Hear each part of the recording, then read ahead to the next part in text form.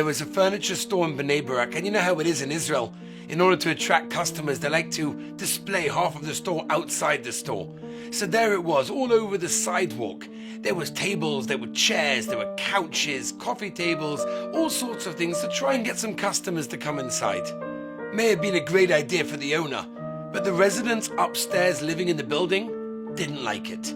They were so upset. Every time they wanted to walk near their building, they had to weave their way in and out through some of these chairs and tables that were displayed outside, until eventually they got together and they decided they're taking the owner of the store to Beis Din. They took him to Rav Nissim Karenitz Zatzal's Beis Din, and Rav Nissim heard both sides of the story, and he paskined that really and truly the residents are correct.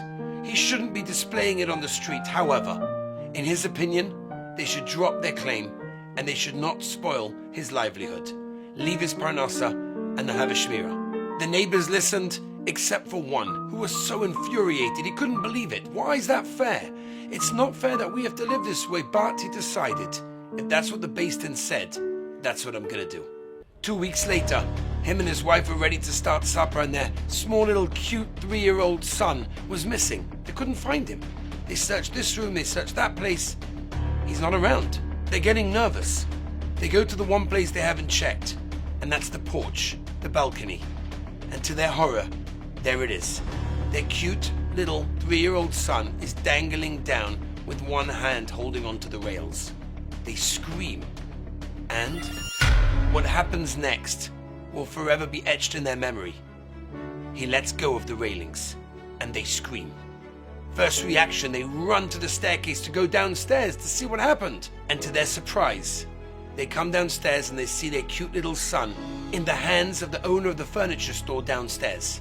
What happened was their cute little 3-year-old son had fallen off the balcony of their 3rd floor apartment and landed directly onto one of the couches that were underneath on the sidewalk, saving his life.